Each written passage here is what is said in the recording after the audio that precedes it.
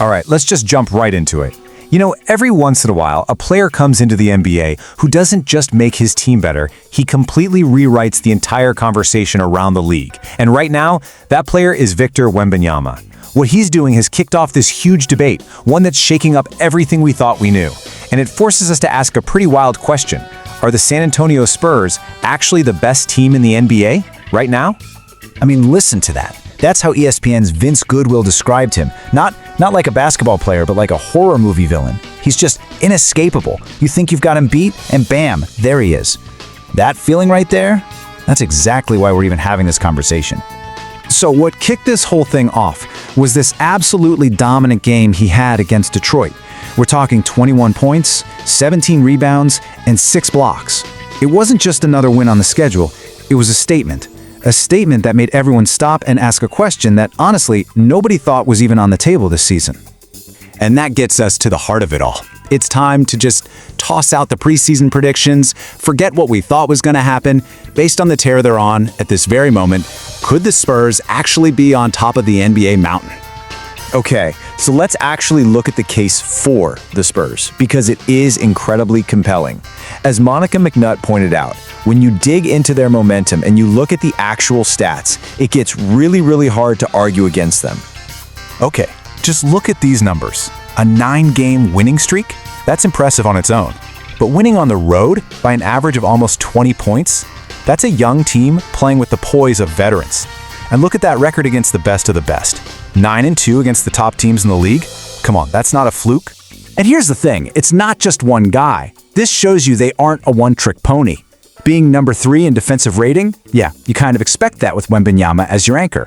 But being 7th on offense? That shows you this is a complete, totally balanced team that can beat you at both ends of the court. So when you put it all together, what do you get?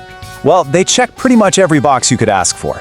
They're healthy, which is huge this late in the year. Their defense is suffocating, both inside and out. And like Wemby himself said, they're sharing the ball like crazy. On paper, on the court, they look like the whole shebang. But, and you knew there was a but coming, we have to pump the brakes a little bit. Because as Stephen A. Smith will quickly remind you, winning in the regular season, well, that is a completely different animal from winning in the playoffs. So let's get to the reality checks. This really breaks down the challenge perfectly. I mean, that elite defense is great on any given Tuesday night, but what happens when a team has 7 games to pick it apart and find the weaknesses? Wembanyama's talent is off the charts, no question, but the playoffs are way more physical. And that one thing on the list, that lack of playoff experience, that's the one box they definitely do not check. And that leads us to maybe the biggest question mark of them all, Wembanyama himself. He's putting up these video game numbers while playing less than 30 minutes a game.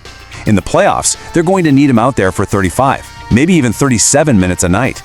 So the real question is, can that frame, which people have called frail, thin, can it really hold up under that kind of relentless night after night physical punishment? Okay, so let's say they answer all those internal questions. There's still the external reality. You hear young players say it all the time. The playoffs are a different sport. And for the Spurs, the conference they play in makes that sport incredibly tough. I mean, just look at this. This is the gauntlet they have to run in the Western Conference.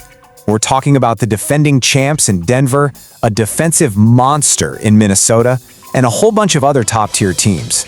To even get to the finals, the Spurs would have to survive a literal murderer's row of battle-tested elite squads.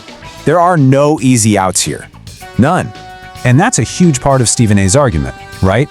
The road for a team coming out of the East, it's just not as jam-packed with these heavyweight contenders.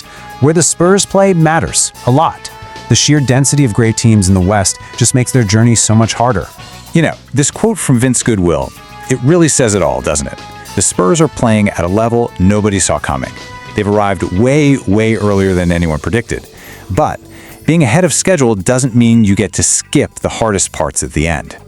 So, where does that leave us? The Spurs are brilliant, no doubt. They're a force of nature, changing the league right before our eyes. But the NBA playoffs have always been the ultimate test of veteran savvy and sheer endurance.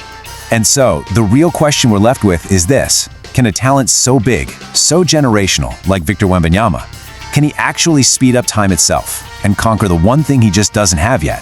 Experience?